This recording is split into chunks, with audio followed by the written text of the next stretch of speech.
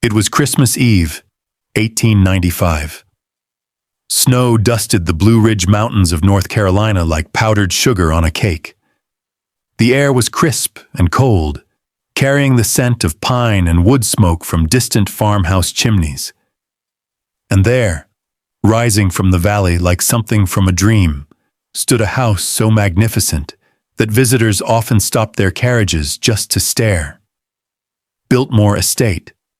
250 rooms, 4 acres of floor space, the largest private home ever built in America.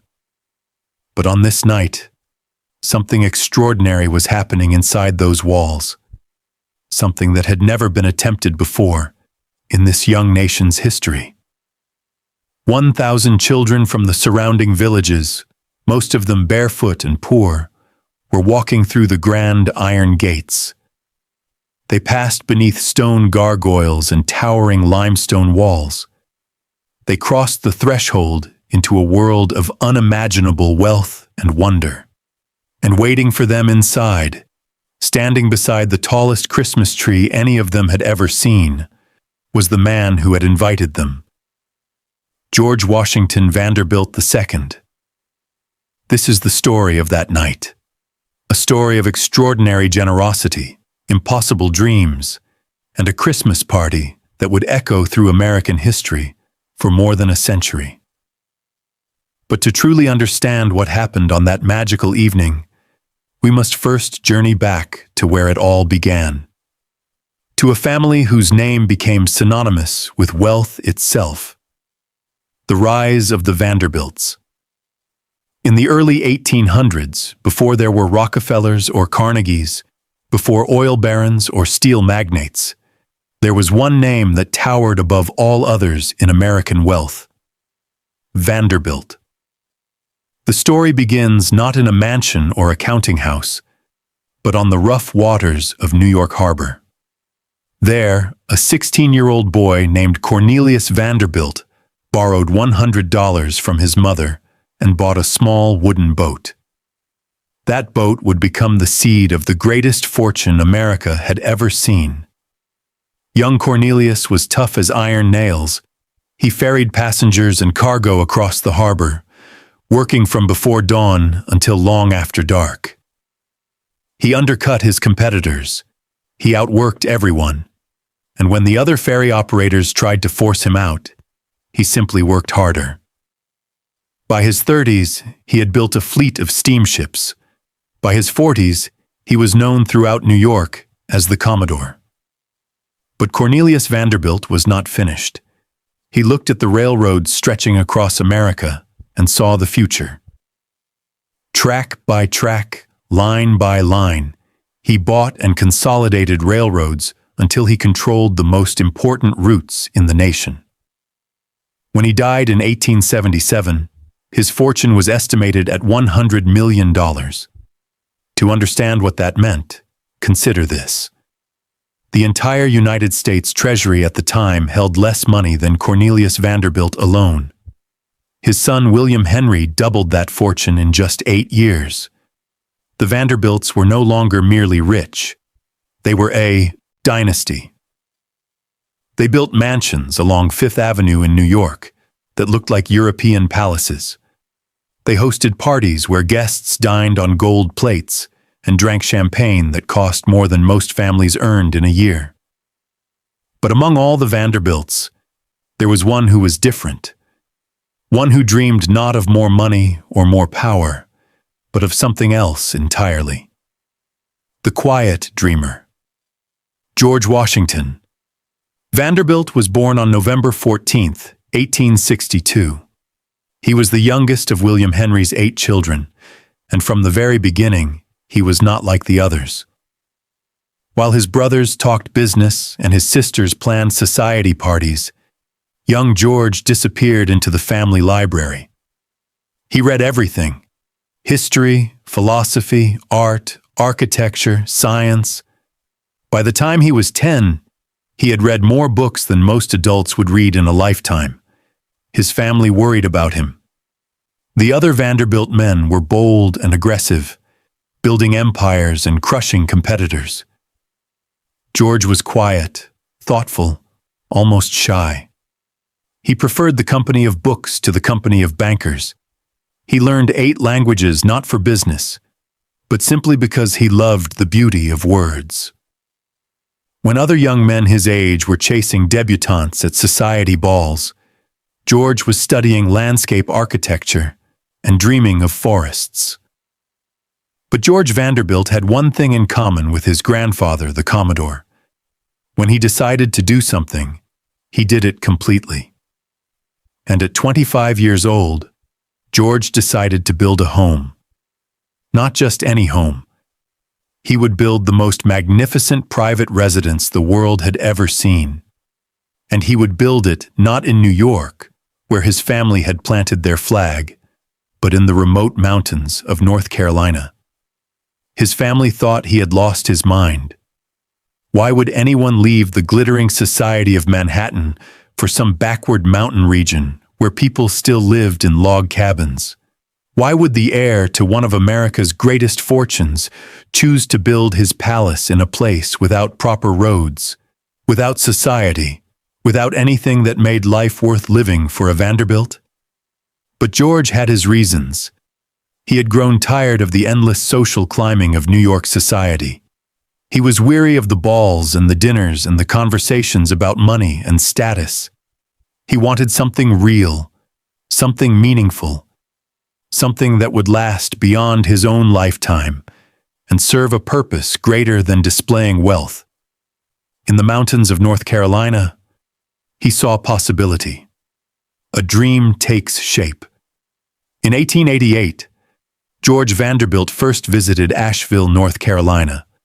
His mother had come for her health, as many wealthy invalids did in those days. The mountain air was said to cure all manner of ailments. But while his mother rested, George explored. He rode horseback through the Blue Ridge Mountains, past waterfalls and ancient forests. He saw valleys so beautiful they took his breath away.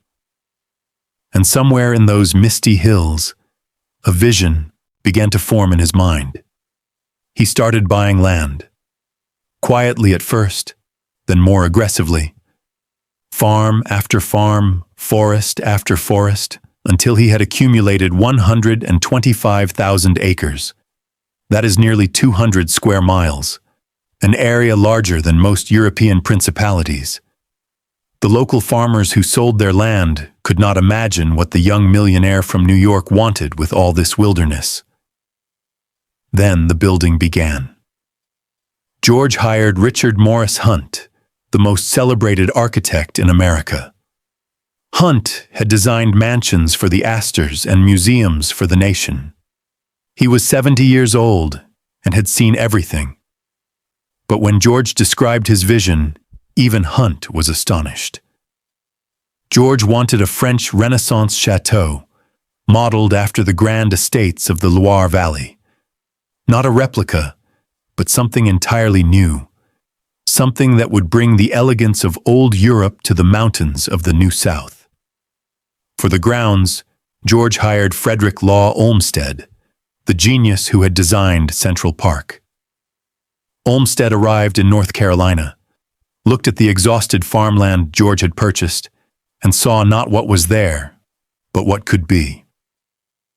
He envisioned a managed forest, a working estate that would demonstrate scientific principles of agriculture and forestry. Together, these 3 men, the dreamer, the architect, and the landscape artist, would create something America had never seen: the building of Biltmore. Construction began in 1889. What happened over the next 6 years was nothing short of miraculous. 1,000 workers descended on the site. They came from across America and from Europe, stonemasons from Italy, carpenters from Germany, craftsmen who had learned their trades in the great workshops of the Old World. They built a private railroad just to haul materials to the site. Limestone was quarried nearby, but the finest marble came from Italy. The roofing tiles were specially fired to match the chateaus George had admired in France. Every detail mattered. George inspected the work constantly. his gentle demeanor hiding an iron insistence on perfection. The house rose slowly from the earth, 4 stories tall, a footprint of more than 4 acres.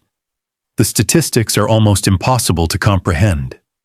250 rooms, 35 bedrooms, 43 bathrooms, 65 fireplaces, a banquet hall with a 70-foot ceiling, a library that would eventually hold more than 22,000 books. But George did not simply want a large house. He wanted a beautiful one. The interior was decorated with Renaissance paintings and antique furniture he had collected during years of traveling through Europe. The walls were hung with tapestries woven 500 years ago. The chandeliers sparkled with thousands of pieces of hand-cut crystal. And then there were the modern marvels. Biltmore would have electricity throughout, powered by its own generators. It would have central heating and indoor plumbing at a time when most American homes still used outhouses. There was a refrigeration system, an elevator, and a fire alarm system. There was even a swimming pool in the basement, heated and tiled in gleaming white. This was not just the largest home in America. It was the most technologically advanced. Outside, Olmsted worked his own magic. He planted millions of trees, transforming the barren farmland into rolling forests. He created formal gardens in the French and Italian styles, with fountains and statues and perfectly manicured hedges. He designed an approach road 3 miles long that wound through carefully planned scenery, building anticipation with each curve until the house finally revealed itself in all its glory. Every view was calculated. Every sightline was intentional. Visitors were meant to be overwhelmed, and they were. The workers who built it came from the local community. Many were farmers who had never held a hammer professionally before, but they learned. They grew. And as the years passed and the great house rose, something unexpected began to happen. George Vanderbilt fell in love with these people, the people of the mountains. The families who lived in the hollows and valleys around Asheville were different from anyone George had known in New York. They were poor, certainly. Most had never traveled more than 50 miles from where they were born. They worked the land with their hands, grew their own food, and made their own clothes. But there was a dignity in them that fascinated the young millionaire. These were people whose ancestors had fought in the Revolutionary War. Their grandparents had carved homesteads from the wilderness when there was nothing here but bears and Cherokee. They told stories that had been passed down for generations, sang songs that came from the Scottish and Irish Highlands, and crafted furniture using techniques their great-grandfathers had learned from their great-grandfathers. George spent hours talking with them. He visited their homes, shared their meals, and listened to their troubles.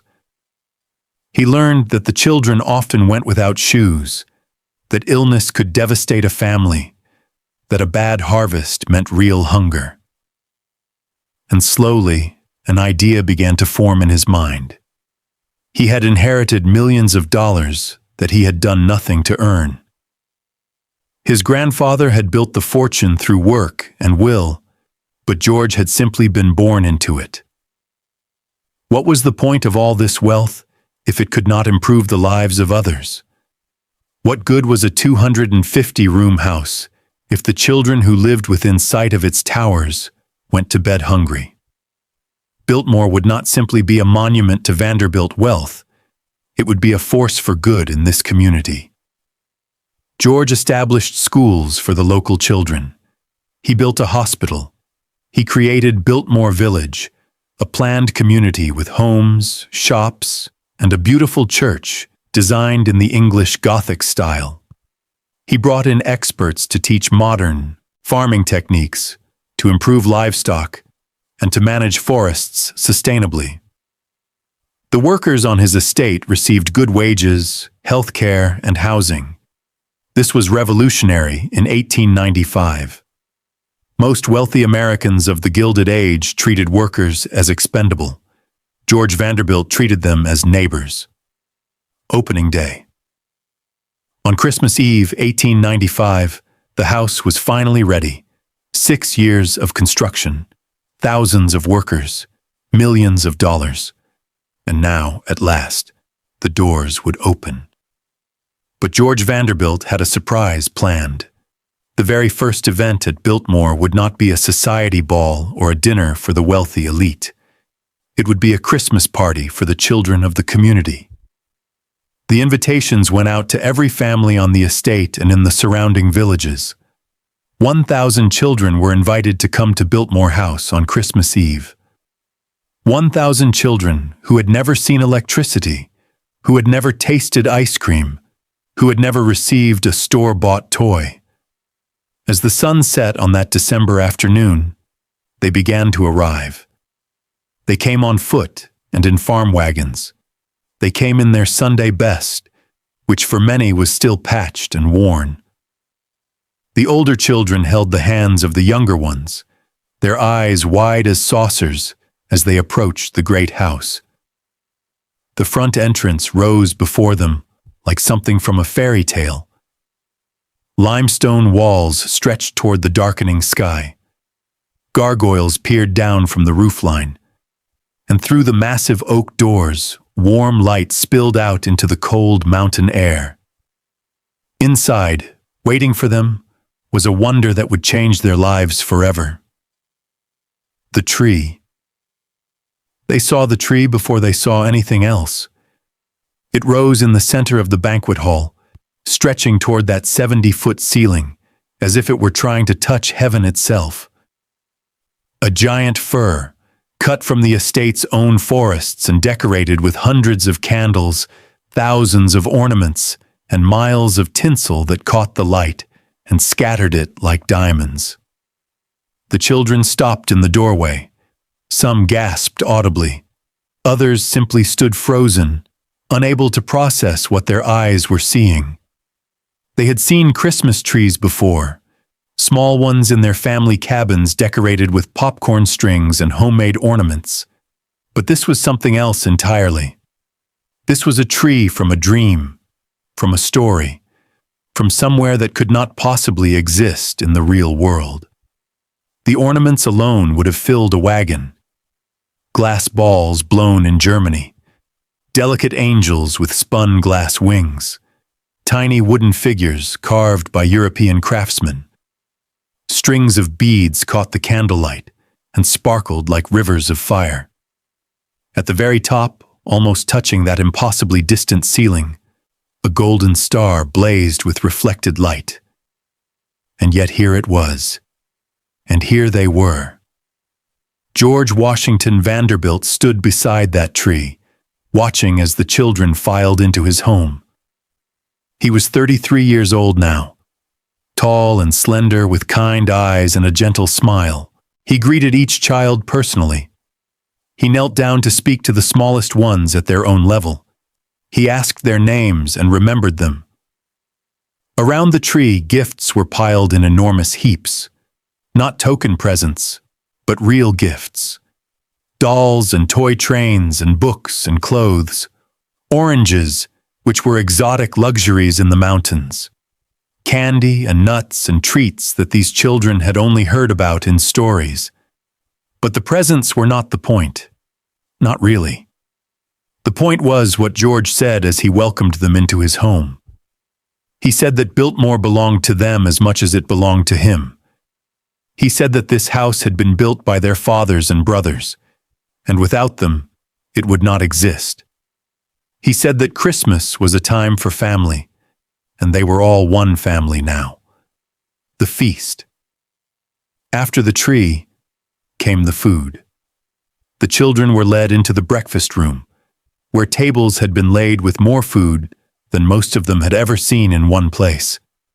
There were hams glazed with honey and turkeys roasted to golden perfection. There were mountains of fresh bread still warm from the ovens. There were vegetables and fruits, some of which these mountain children had never seen before. There were pies with latticed crusts and cakes decorated with spun sugar.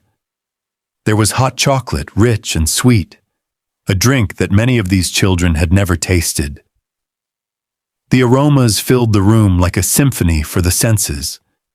Roasted meat and baking bread, cinnamon and nutmeg from the desserts, the sharp sweetness of fresh apples and the earthy warmth of roasted chestnuts. For children accustomed to simple fare of cornbread and beans, this was almost too much to process. The servers were not condescending. They did not treat the children like charity cases to be pitied. They served them as they would serve any guest in the house, with respect, with care, with genuine warmth. The children ate and laughed and made friends with other children from distant hollows they had never visited. For one magical evening, there were no rich and poor. There were only children, gathered together in the most beautiful room in America, celebrating Christmas. And in the corner of that room, watching it all unfold, stood George Vanderbilt. He was smiling. This, he thought, was what money was for: music and wonder. After dinner, there was music. George had hired musicians to play carols, and soon the children were singing along. Their voices rose toward that distant ceiling, filling the vast space with something that no amount of money could buy: joy.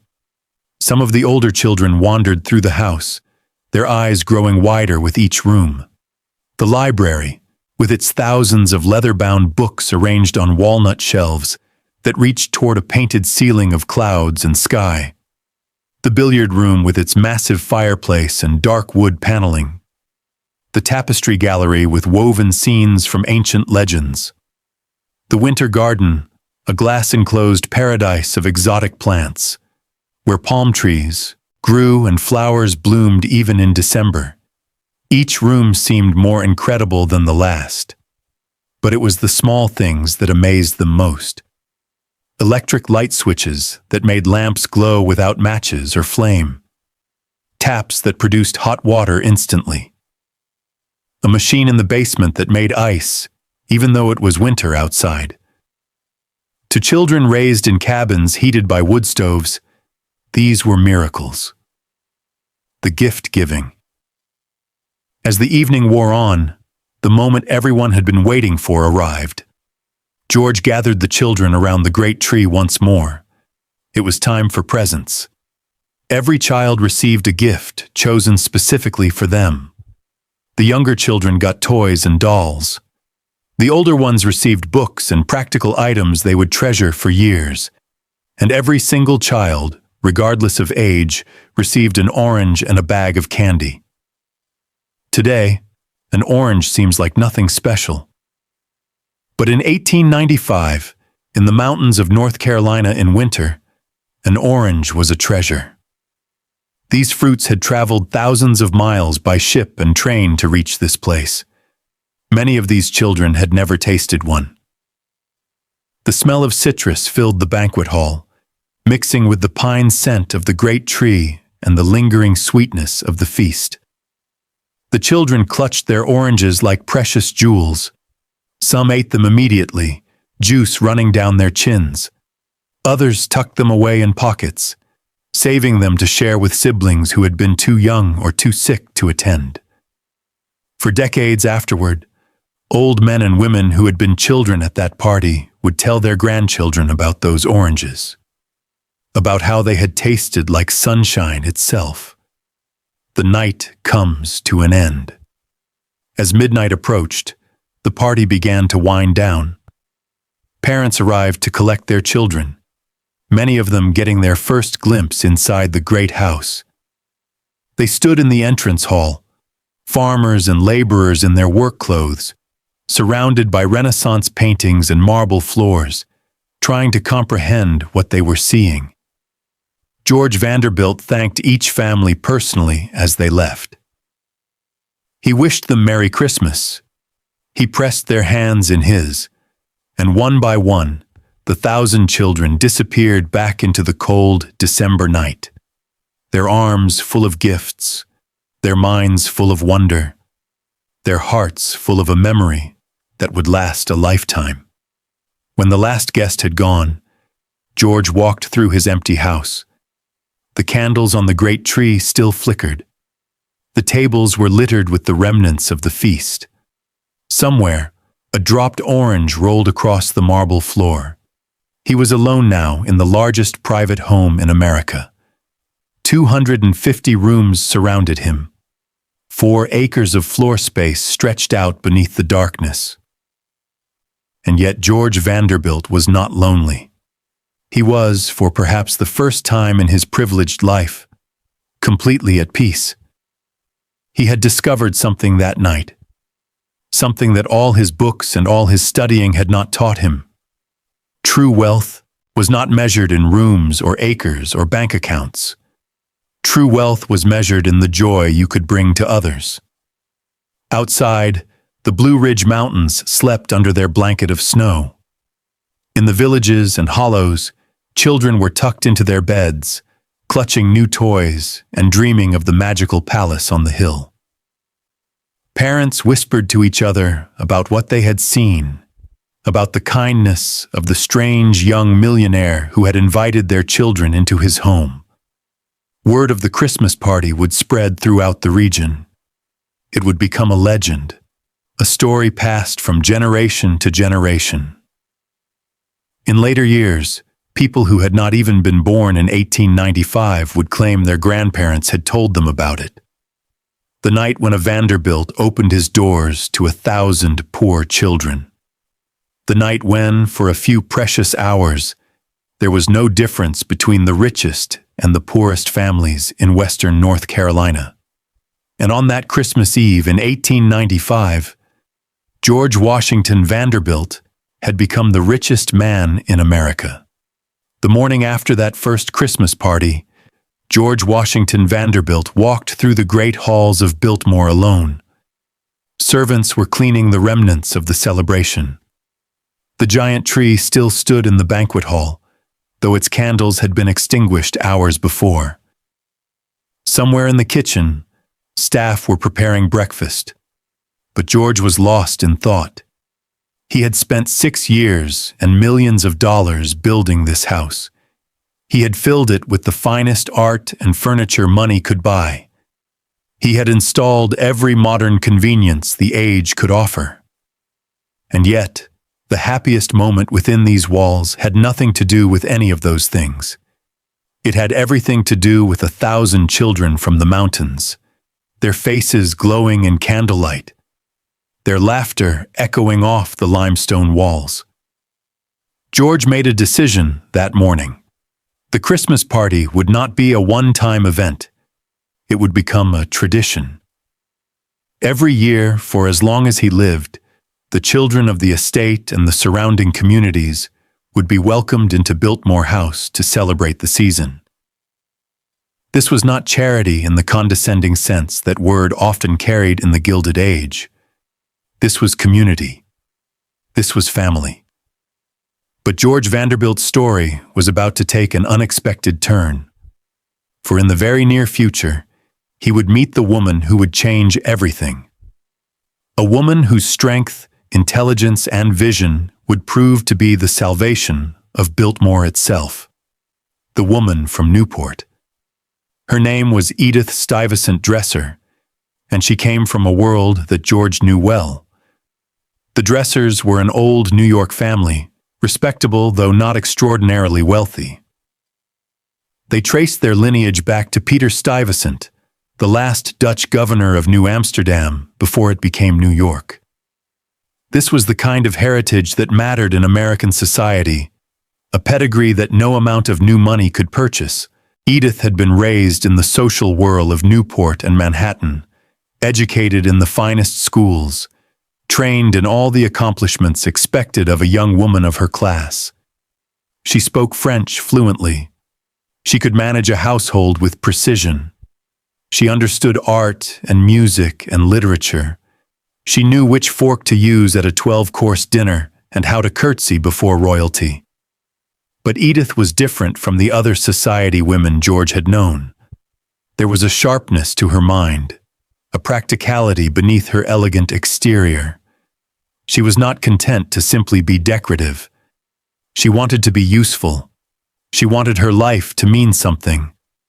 George met her in Paris in 1897, 2 years after that first Christmas party. He was 34 years old. She was 24. They were introduced at a dinner party, and something sparked between them immediately. Perhaps it was their shared love of books and art. Perhaps it was their mutual discomfort with the shallow conversations of high society. Perhaps it was simply fate. They began spending time together. George showed her his favorite museums, his beloved bookshops, the hidden corners of Paris that he had discovered during years of wandering. Edith, in turn, showed him a different way of seeing the world. Where George was dreamy and idealistic, Edith was practical and organized. Where he saw beauty, she saw systems. Together, they made a remarkable team.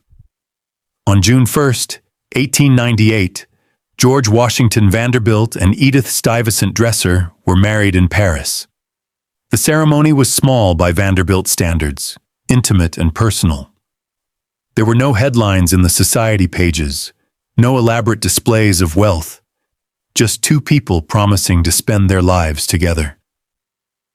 When George brought his new bride to Biltmore for the first time, he watched her face carefully as the house came into view.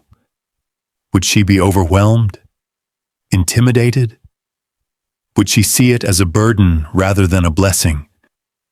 Edith looked at the great chateau rising from the valley, at the mountains stretching toward the horizon, at the forests and gardens that surrounded them. And then she smiled. She saw what George saw, not just a house but a possibility, a place where something meaningful could be built. The mistress of Biltmore. Edith took to her new role with remarkable energy. Within months, she had reorganized the household operations, streamlined the staff structure, and implemented systems that would keep this massive estate running smoothly for decades to come. She was not a distant mistress who left everything to servants. She walked the grounds daily. She knew every gardener by name. She inspected the kitchens and the stables and the workshops. But Edith's greatest contribution was her understanding of the community. She continued and expanded George's vision of Biltmore as a force for good. She established industries that would provide employment for local women, including a woodworking shop that produced beautiful, hand-carved furniture. She supported the schools and the hospital. She visited families in the hollows, bringing food and medicine and, most importantly, her presence. The mountain people who had grown to love George now loved Edith equally. She was not like the other wealthy women they had heard about, the ones who treated servants as invisible and workers as expendable. Edith treated everyone with respect. She listened when people spoke. She remembered their children's names and asked about their troubles.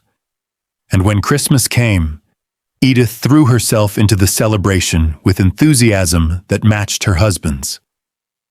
The tree was selected months in advance, the largest and most perfect fir that could be found on the estate.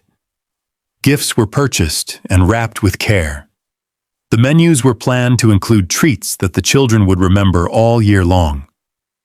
The guest list grew each season as the estate's influence expanded. A daughter is born. On August 22, 1900, the halls of Biltmore echoed with a new sound, the cry of a newborn baby. George and Edith's daughter, Cornelia Stuyvesant Vanderbilt, had arrived. She was named for her grandfather, the legendary Commodore, though she would grow to be nothing like that fierce old man. George was transformed by fatherhood. This quiet, bookish man who had spent his life surrounded by beautiful objects now found himself utterly enchanted by a small human being. He carried Cornelia through the house, showing her the paintings and explaining their histories, even though she was far too young to understand. He read to her from his beloved books. He planned elaborate gardens just for her, with flowers at heights she could reach and paths sized for tiny feet. The Christmas parties took on new meaning now. George watched the estate children play with his own daughter, their social differences meaningless in the joy of the season. Cornelia grew up knowing these children as her friends. She learned their names, played their games, and never developed the sense of superiority that poisoned so many wealthy families. For George, this was the fulfillment of everything he had hoped for. Biltmore was not just a house. It was a home. It was a community. It was a legacy that would continue long after he was gone. But time, which had seemed so abundant, was running short. The shadow falls. In early 1914, George began to feel unwell. He tired easily. His appetite diminished. The walks he had always loved became difficult, then impossible. Doctors were consulted, but medicine in that era had few answers for what ailed him. On March 6, 1914, George Washington Vanderbilt died following emergency surgery in Washington, D.C. He was 51 years old. An appendectomy, a routine procedure even then, had led to complications that his body could not overcome. The quiet dreamer who had built America's largest home, who had transformed a mountain wilderness into a showcase of beauty and innovation, who had opened his doors to 1,000 children on a snowy Christmas Eve, was gone. The telegram reached Biltmore on a gray March morning. Edith collapsed when she read it. Cornelia, just 13 years old, found herself suddenly fatherless in the vast house her father had built. The servants wept in the hallways. In the village, church bells began to toll. The news devastated the community. Workers who had built the house wept openly. Families who had benefited from his generosity gathered in the village church to mourn. The children who had attended those magical Christmas parties, now young adults, remembered the kind man who had knelt down to speak to them at their own level, who had pressed oranges into their hands, who had told them they were family. Edith was 40 years old, a widow with a 13-year-old daughter and the largest private home in America to manage. The estate was not in strong financial condition. George, for all his wonderful qualities, had not been a businessman. He had spent freely on his passions, and the fortune, while still substantial, had diminished significantly from what his father had left him. Many expected Edith to sell. The house was far too large for 2 people. The maintenance costs were staggering. The staff numbered in the hundreds. Surely the sensible thing would be to dispose of this white elephant and return to the manageable world of New York society. But Edith Vanderbilt was not like other women, and she had made a promise to her husband, spoken and unspoken, to preserve what he had built. The widow's fight.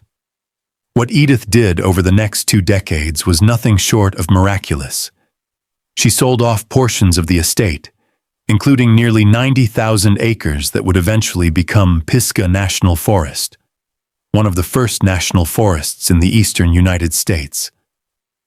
This was not a defeat. It was strategy. George had always believed in conservation, and this sale ensured that his beloved forests would be protected forever while providing the funds to maintain the core estate. She streamlined operations ruthlessly. Staff were reduced, but those who remained were well paid and fiercely loyal. She found new sources of revenue, including a dairy that produced milk and butter sold throughout the region. The estate became more self-sufficient, producing its own food, generating its own power, functioning as the small principality George had always envisioned. And through it all, she maintained the traditions. The Christmas party continued. Every year, without fail, the tree went up in the banquet hall. The children came to the house. The gifts were distributed. The feast was served.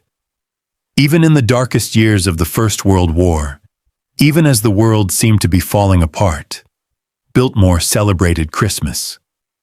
Edith understood something that many wealthy people never grasp. These traditions were not expenses to be cut.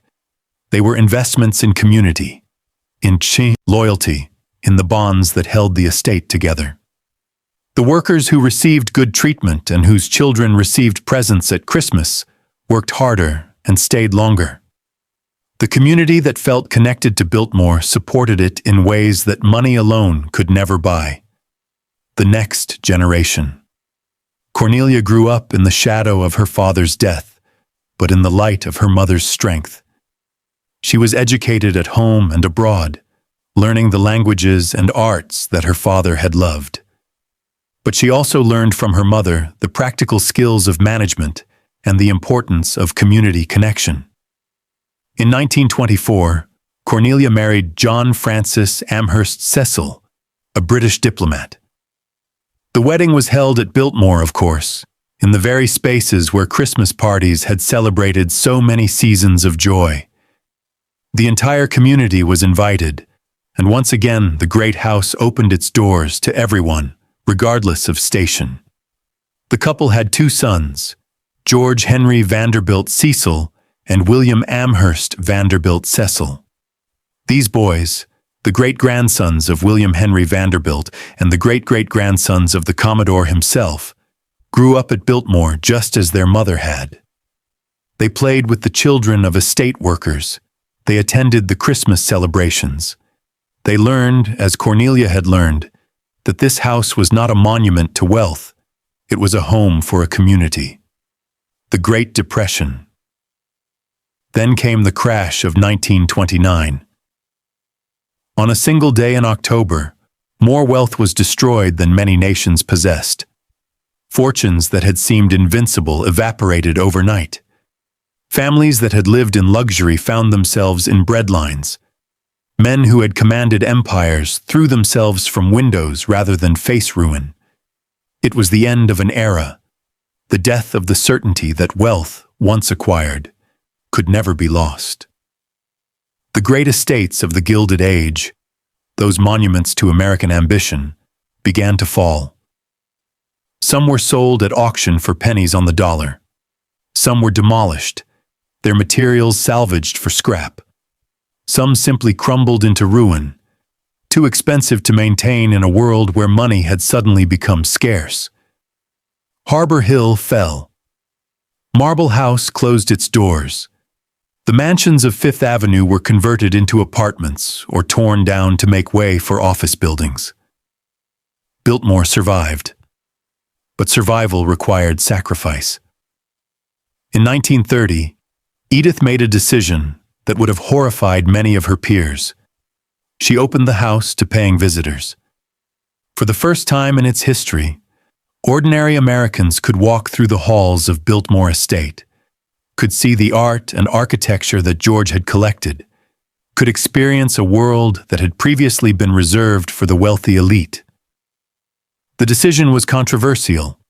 Some said it was undignified, that a great house should not be reduced to a tourist attraction.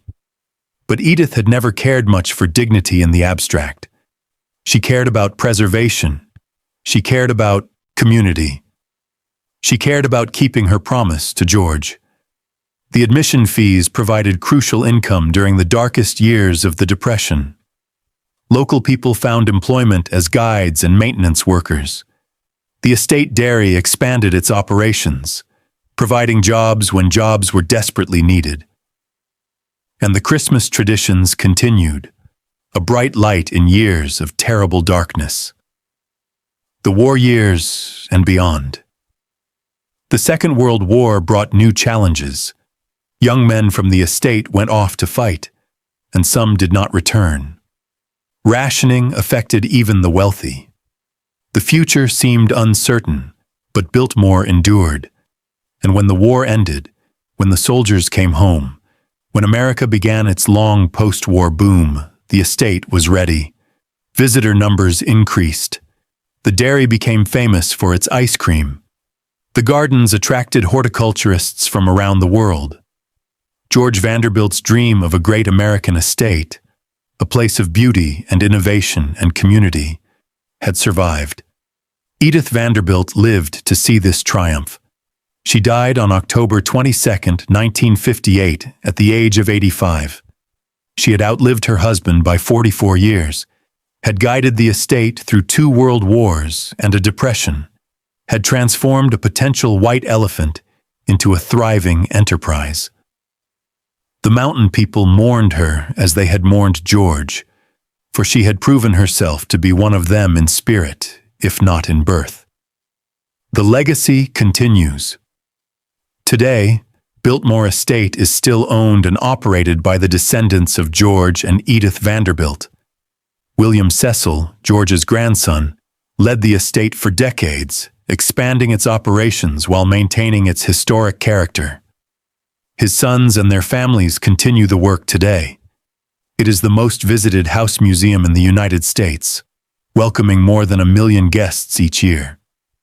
The house that seemed so impractical, so impossibly large, has become one of the most successful preservation projects in American history. The estate has grown to include a winery that produces award-winning wines from grapes grown on the property. There are hotels and restaurants, shops and gardens open for exploration.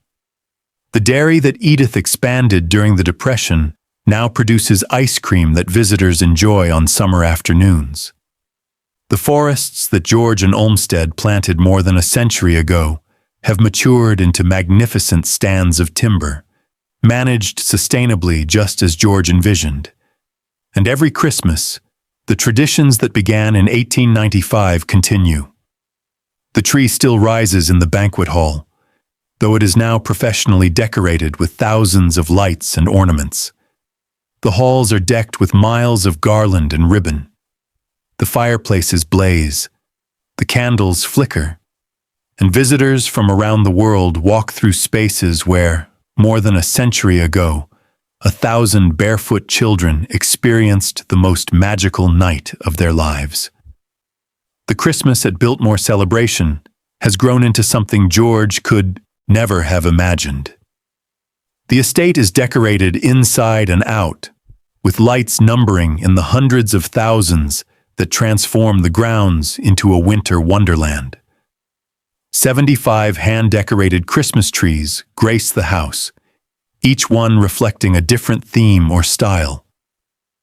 The banquet hall tree, that centerpiece of the celebration, now stretches 35 feet toward the ceiling, adorned with 500 ornaments and 500 lights. There are musical performances and special dinners in the very rooms where George once entertained. There are activities for children that echo the games played more than a century ago. Tours by candlelight recreate the atmosphere of those early celebrations, when the house glowed with the warm flicker of flame rather than electric light.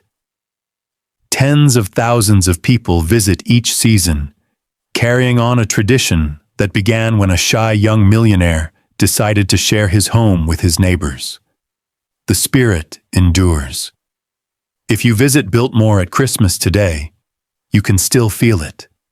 Not just the decorations and the lights, beautiful as they are. Something deeper. Something that has seeped into the very stones of the house over more than a century of celebration. Stand in the banquet hall and look up at the tree. Close your eyes. Listen carefully. Perhaps you can hear them. The ghosts of Christmas past. 1,000 children laughing. The rustle of paper as gifts are unwrapped. The gasps of wonder at sights never before imagined. The gentle voice of a man in a fine suit, kneeling down to speak to each child at their own level, telling them they are welcome, telling them they are family. George Washington Vanderbilt built the largest private home in America, but that was not his greatest achievement. He built a tradition of generosity that has outlasted stone and mortar. He created a community that still thrives more than a century after his death. He proved that wealth, when used wisely, can be a force for extraordinary good. The orange that a poor mountain child clutched on Christmas Eve in 1895 has long since been eaten and forgotten. The toy trains and dolls have crumbled to dust. The children who attended that first party have lived their lives and passed on, as have their children and their grandchildren after them. But the spirit of that night endures. It endures in the traditions maintained by the Vanderbilt descendants. It endures in the community that still surrounds the estate. It endures in the million visitors who walk through those halls each year and feel, even if they cannot name it, something special in the air.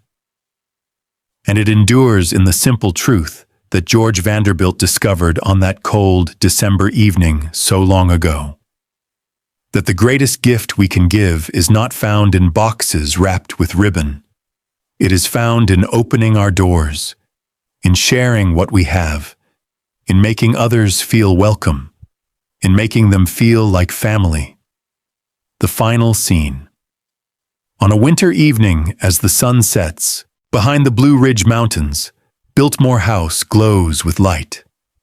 The limestone walls catch the last rays of daylight and hold them, as if reluctant to let go. Inside, the great tree sparkles. Outside, frost begins to form on the formal gardens. Somewhere in those mountains, in the small towns and rural communities that surround Asheville, families are preparing for their own Christmas celebrations.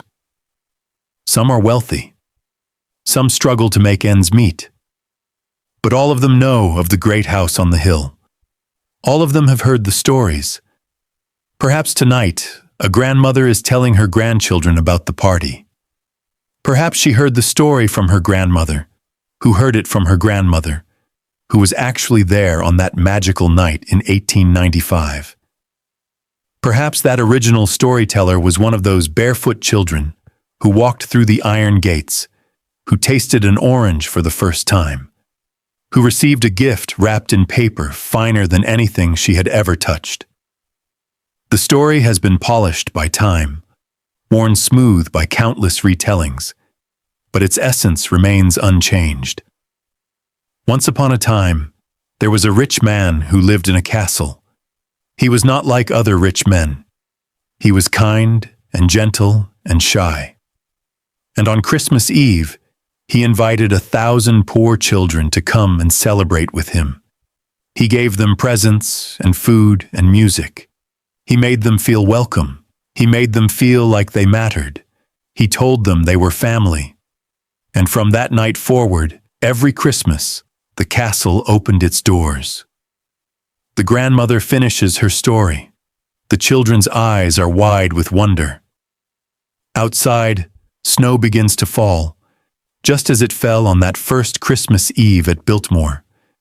In the valley, lights twinkle from the great house, visible even from miles away. The story is true, she tells them, every word of it. And if they are very, very lucky, perhaps one day they will walk through those doors themselves. They will see the tree.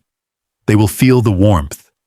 They will understand what George Washington Vanderbilt understood all those years ago, that home is not a place, it is a feeling. And Christmas, at its best, is when we share that feeling with everyone.